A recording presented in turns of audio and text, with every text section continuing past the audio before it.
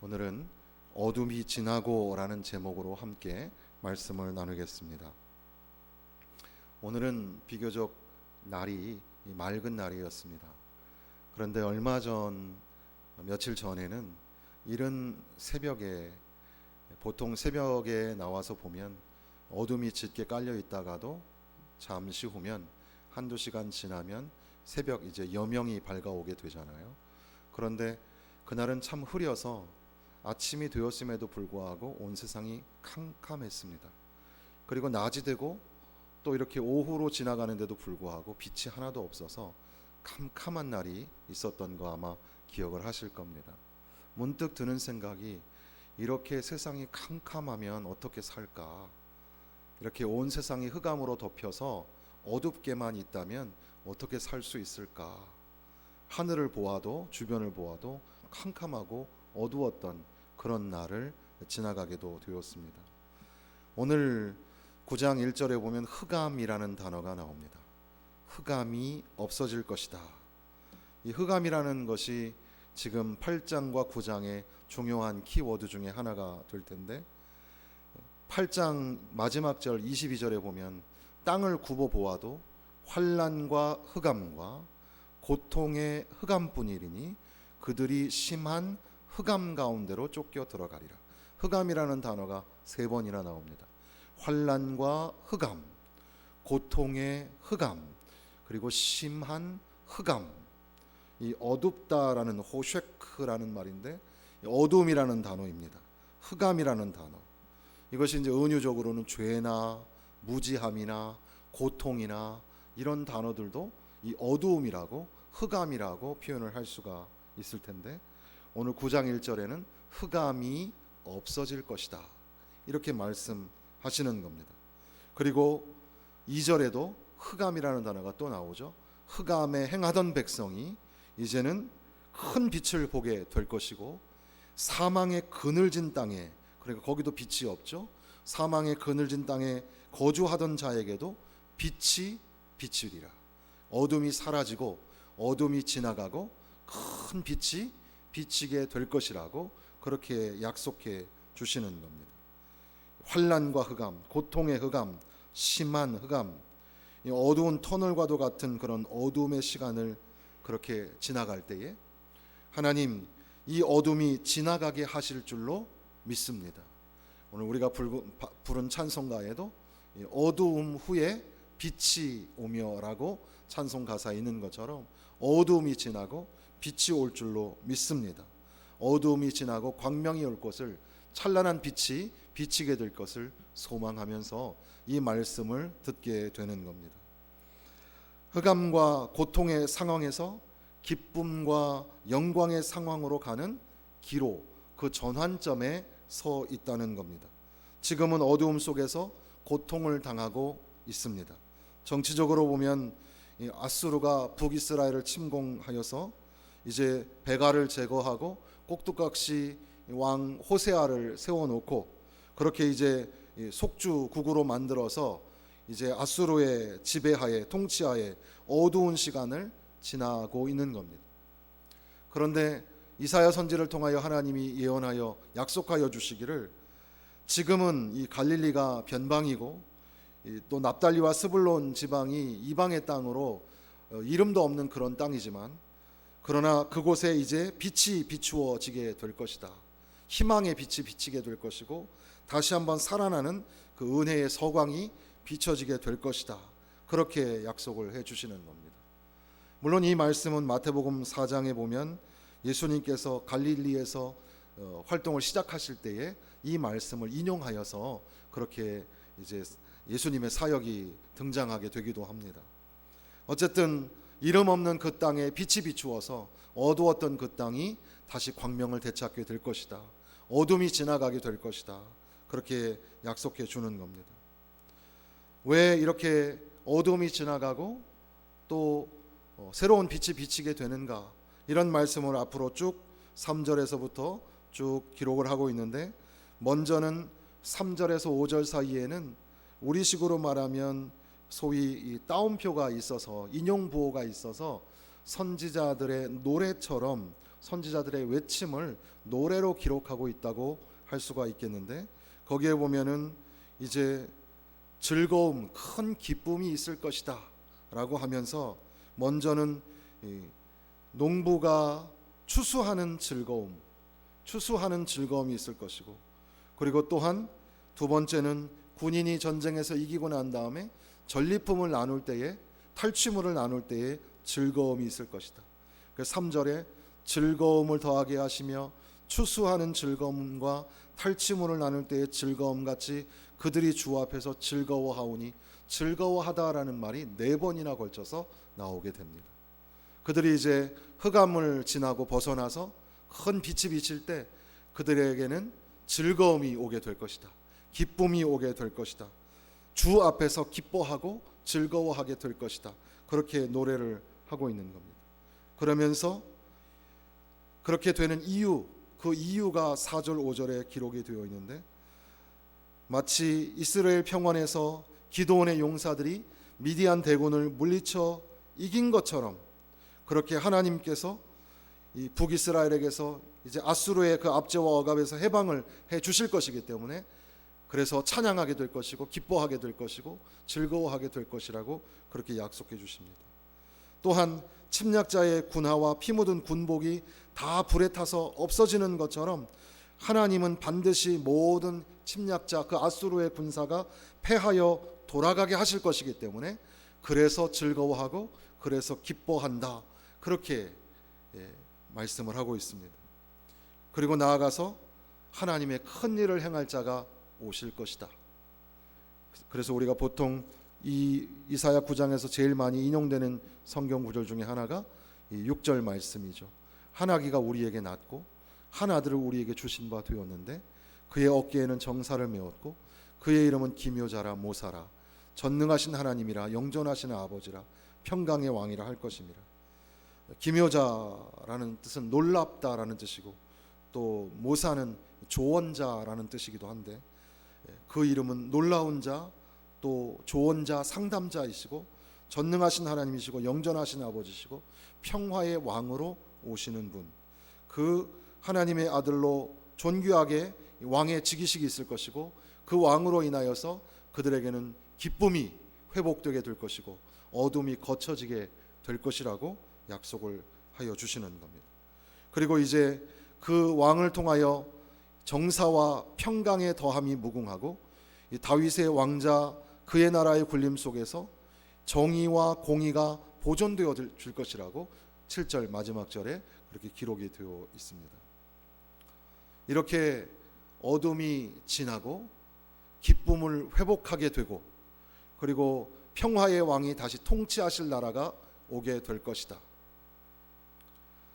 그런데 이것이 유다의 실패, 유다의 잘못, 유다의 죄악으로 말미암아 그들 가운데 지금 어둠이 덮여버리게 된 건데, 어떻게 이런 일이 일어나게 될 것인가?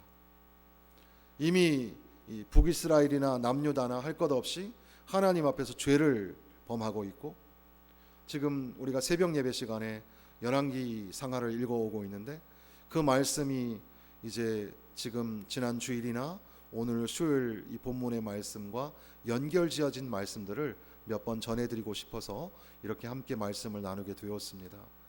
하나님께서 그들을 긍휼히 여기심에도 불구하고 그들이 죄악된 길로 감으로 말미암아 죄로 인하여 실패를 경험하게 되고 큰 심판 앞에 서게 돼서 지금 자기들 스스로 어둠을 자초하게 되었는데, 이 긴 터널과도 같은 어둠, 아수르의 그 압제 속에서 지금 헤어나올 길이 없는 그런 어둠의 깊은 밤을 지나가고 있는데, 어떻게 이 어둠이 거친단 말인가? 어떻게 어둠이 사라지고 다시 광명이 찾아오고 기쁨을 회복하게 된다는 말인가? 그것을 먼저 우리가 생각할 때 첫 번째는 하나님의 열심이라는 단어를 다시 한번 생각하고자 합니다. 7절 끝에 보니까 만군의 여호와의 열심이 이를 이루시리라.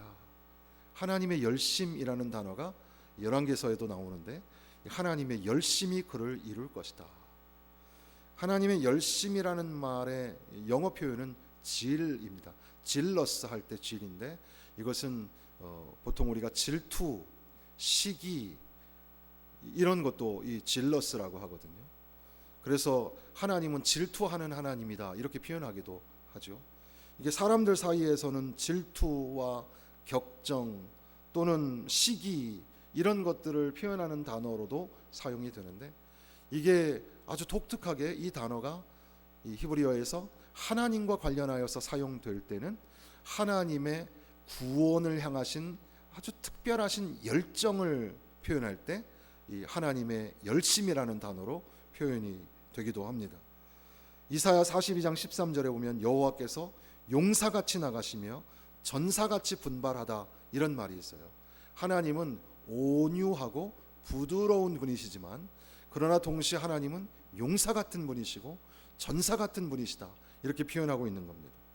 이사야 63장 15절에 보면 주여 하늘에서 굽어 살피시며 주의 거룩하고 영화로운 초소에서 보옵소서. 주의 열성과 주의 능하신 행동이 이제 어디 있나이까. 주의 열성이라는 표현도 나옵니다. 하나님의 열성, 그 우리가 패션이라고 하는 그 열정이라는 단어 있잖아요. 그러니까 하나님께서 열심을 가지고 열정을 가지고 우리를 구원하여 주옵소서 하는 그런 말씀이죠. 스바냐 1장 18절에 보면 온 땅이 여호와의 질투의 불에 삼켜지리니 라는 말도 나오고, 스바냐 3장 8절에도 온 땅이 나의 질투의 불에 소멸되리라 이런 단어도 나옵니다. 하나님은 질투하시는 분, 하나님은 열정적인 분, 하나님은 열심을 가지고 구원을 이루시는 분이라고 기록되어 있는 겁니다. 레이먼드 오트런드라는 사람이 이 부분을 해석하면서 God is not a wishy-washy personality 이렇게 설명을 했는데, wishy-washy, 하나님은 위시워시한 사람이 아니다 이런 말이에요. 영어의 wishy-washy라는 말은 좀 물을 좀 많이 타가지고 묽게 되거나 좀 밍밍하다라고 하는 말이 있잖아요. 그것이 이제 우유부단하다라는 말인데, 하나님은 위시워시하지 않다라는 말은 하나님은 그렇게 밍밍하신 분이 아니다. 하나님은 애매하거나 하나님은 우유부단하신 분이 아니다. 하나님은 열정적인 분이시고 하나님은 적극적인 분이시고 하나님은 하신다 하신 그 약속은 반드시 이루시는 분이시다. 하나님은 우리를 사랑하시되 끝까지 사랑하시고 하나님은 우리를 뜨겁게 사랑하신다. 그 하나님의 열심. 그래서 하나님의 열심이 유다의 실패에도 불구하고 유다의 죄악에도 불구하고 그 하나님의 열심이 그들을 덮어서 오히려 이제 흑암이 지나고 광명이 비추어지게 하겠다고 말씀하시는 거죠. 이것이 바로 하나님의 은혜입니다. 하나님의 열심이 곧 하나님의 은혜입니다. 유다가 뭔가 조치를 취하고 유다와 이스라엘 백성들이 하나님 앞에 막 철저히 나가서 회개를 하고, 물론 그것도 중요하겠지만 그것보다 더 중요한 것은 하나님은 그것과 상관없이 그들을 사랑하시는데 그들을 구원하시고자 하시는 그 열심이 지극하시고 너무나 뜨거우셔서 하나님의 열심으로 말미암아 하나님의 은혜로 말미암아 흑암이 걷히고 흑암이 지나가게 하시겠다고 말씀하시는 겁니다. 그러면서 한 아기가 우리에게 낳고 한 아들을 우리에게 주신 바 되었는데 그의 어깨에는 정사를 메었고 그의 이름은 기묘자라 모사라 전능하신 하나님이라 영전하신 아버지라 평강의 왕이라 할 것이니라. 이 말씀을 읽으면 평강의 왕으로 오시는 이가 우리는 누구신지 알죠. 평화의 왕으로 오시는 분, 하늘에는 영광 땅에는 평화, 그 이름으로 오시는 이가 바로 예수 그리스도이십니다. 성탄절에 즈음하여 이 땅의 어두운 세상에 빛을 밝히러 오시는 분은 예수 그리스도이십니다. 그분이 죄악된 세상 속에서 죄로 말미암아 죽을 수밖에 없는 어둠 속에 헤매이고 방황하는 우리에게 찾아오셔서 친히 십자가에서 죽임당하시고 그렇게 우리에게 그 사랑을 보여주신 그게 바로 하나님의 열심이죠. 하나님의 은혜입니다. 바로 그 평강의 왕으로 오시는 이 바로 예수 그리스도, 그분 때문에 비록 유다가 죄를 짓고 불순종하였음에도 불구하고 그리고 그 결과로 인하여 어둠에 갇히게 되었지만 그럼에도 불구하고 예수 그리스도를 바라보는 자마다 다시 한번 광명을 얻게 되고, 주님이 우리에게 빛으로 오셔서 어두운 세상에 빛을 밝혀 주신다는 그런 말씀으로 오늘 우리는 읽을 수가 있을 겁니다. 여러분 어떠십니까? 개인적으로 저는 요즘에 어둠의 시간을 지난 것 같다, 이런 생각을 합니다.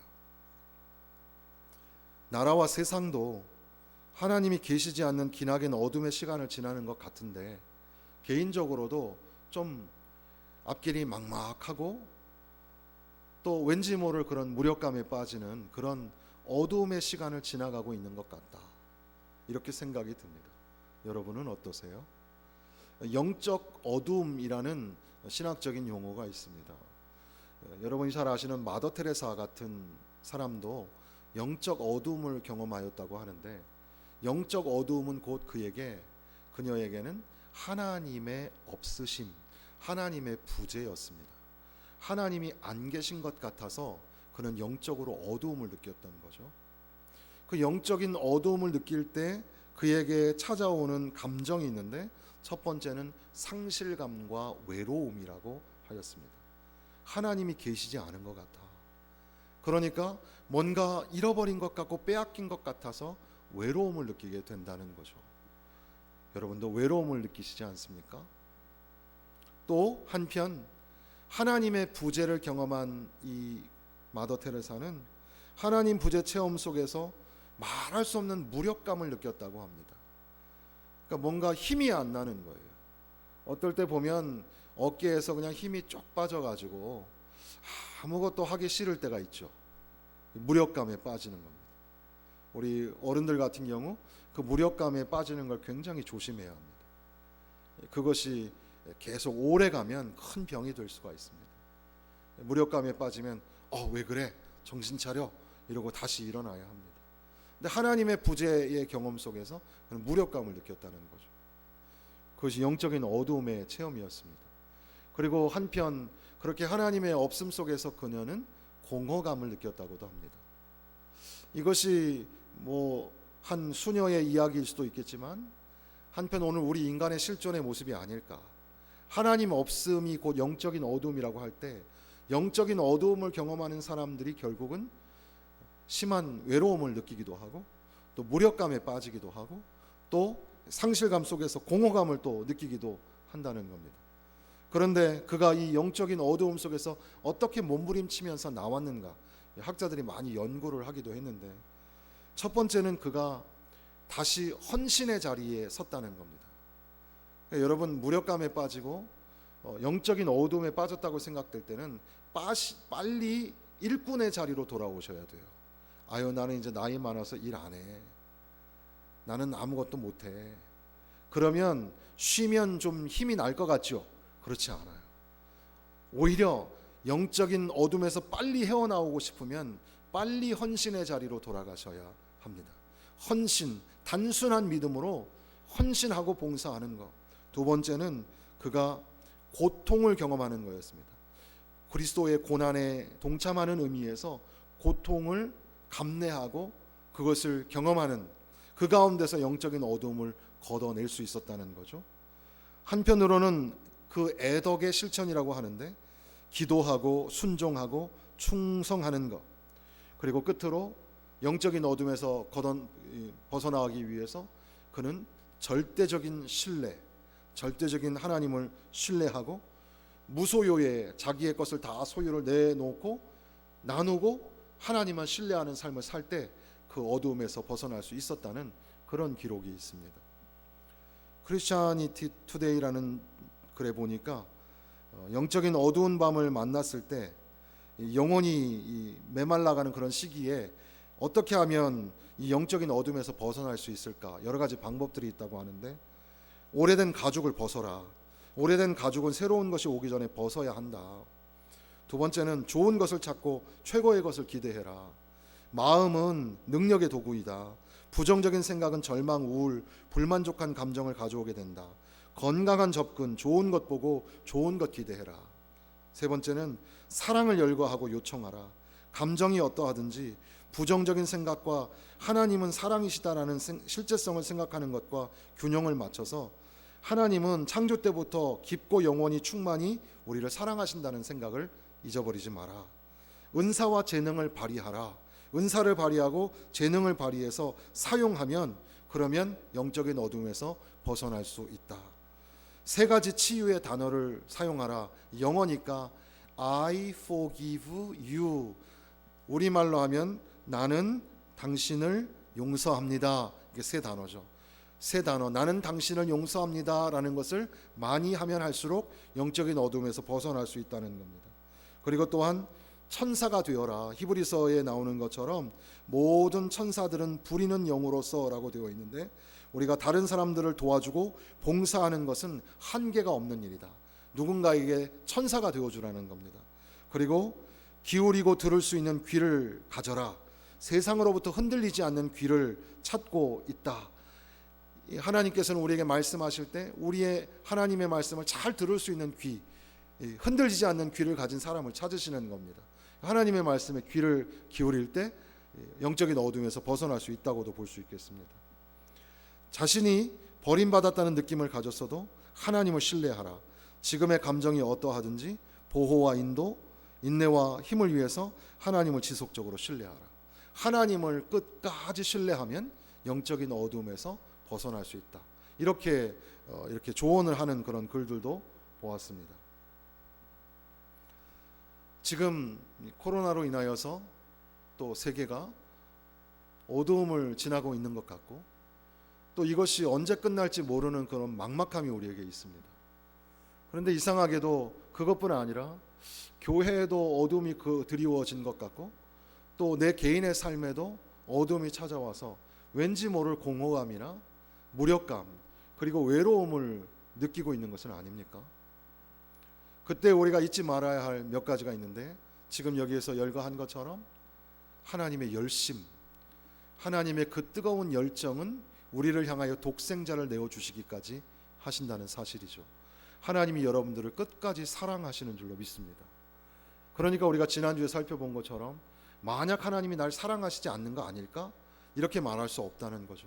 하나님은 우리를 너무나 많이 사랑하셔서 독생자를 내어주시고, 하나님은 뜨겁게 열정적으로 우리를 사랑하셔서 하나님의 그 열심이 어둠을 걷어내실 줄로 믿습니다. 그리하여 우리에게 주신 빛으로 오신 예수님이 계십니다. 이 구약 시대에는 그것이 명확하지 않았지만 오늘 우리 시대에는 빛으로 오신 예수 그리스도, 예수님을 만나야 하고 예수님을 보아야 합니다. 예수를 모셔야 하고 예수님이 함께 계실 때 예수로 말미암아 광명의 빛을 얻을 수가 있으며, 어둠이 거쳐지고 작은 촛불 하나가 어두운 공간에 들어오면 그 공간이 환하게 되는 것처럼, 어두운 세상에 예수 그리스도가 임하시면, 예수의 말씀이 선포되어지면, 예수님을 모시면 그곳이 환하게 밝게 되어질 줄로 믿습니다. 오늘 우리가 영적인 어두움을 느끼며 살아갈 때 여기에 여러 조언자들의 이야기처럼 오늘 우리들도 어두움을 벗어나기 위하여서 애를 써야 할 것입니다. 유다와 이스라엘은 8장의 문맥을 보면 하나님의 말씀을 거절하고 불순종함으로 말미암아 그들에게 어두움이 임하게 되었습니다. 이 어둠이 거치고 기쁨을, 즐거움을 누리는 삶으로 변화되기 위해서는 하나님의 말씀으로 빨리 돌아가야 합니다. 하나님 말씀을 붙잡고 하나님 말씀 안에서 새로운 기쁨을 찾고 누려야 합니다. 그리고 하나님께서는 그 말씀을 통해서 우리에게 무엇을 주실까요? 하나님께서는 사명을 주시는 겁니다. 우리가 영적인 어두움에서 벗어나기 위해서는 다시 한번 사명을 찾아야 합니다. 아유, 나는 아무것도 할 수 없습니다. 나는 아무것도 못합니다. 안 할 겁니다. 그런 사람들은 계속해서 영적인 어두움에 있을 수밖에 없습니다. 뭐라도 하십시오. 은퇴하셨더라도 하셔야 합니다. 은퇴하셔도 이효선 장로님 그 공사하다가 그 지붕 위에, 철근 위에 올라가가지고 비늘을 덮으시다가 떨어지셔가지고 다치셔가지고 지금 갈비뼈가 이렇게 부러진 상태로 병원에 계신데, 그런데도 계속해서 다시 돌아가가지고 일해야 된다고, 자꾸 일해야 된다고 하세요. 그래서 그 장로님 주장하시는 바가 있잖아요. 리타이어, 은퇴는 타이어를 새로 바꾸고 끼는 거라고. 그러니까 아직도 나는 쓸만하다고, 할만하다고. 우리 모두가 다 나는 이제 그만하고 싶습니다. 좀 내려놓고 싶습니다. 그럴 수 있어요. 그러나 바로 그때가 하나님 앞에 헌신할 때고 바로 그때가 하나님 앞에 사명을 감당할 때입니다. 사명을 감당하면 하나님이 걸을 수 있는 힘을 주셔요. 나는 잘 걷지도 못해요. 걷지도 못하는 내가 무슨 봉사를 해요. 봉사를 하기 시작하면 걸을 수 있는 기적이 일어나게 될 줄로 믿습니다. 바로 그런 영적인 원리가 그 안에 숨겨져 있습니다. 저도 그렇고 여러분도 그렇고 우리 교회와 이 나라 민족도 그렇고 어두움이 좀 거쳤으면 좋겠습니다. 어둠이 지나고 기쁨이 찾아오고 환한 큰 빛을 만났으면 좋겠습니다. 하나님이 열심히 반드시 이루실 것입니다.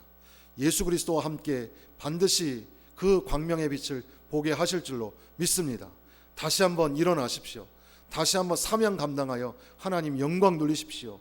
한 명이라도 내가 오늘 전도하고 내가 전도하기 위해서 걷고 또 걷겠다고 사명을 위하여 일어나면 하나님이 그 영적인 어두움을 거두어 주실 줄로 믿습니다.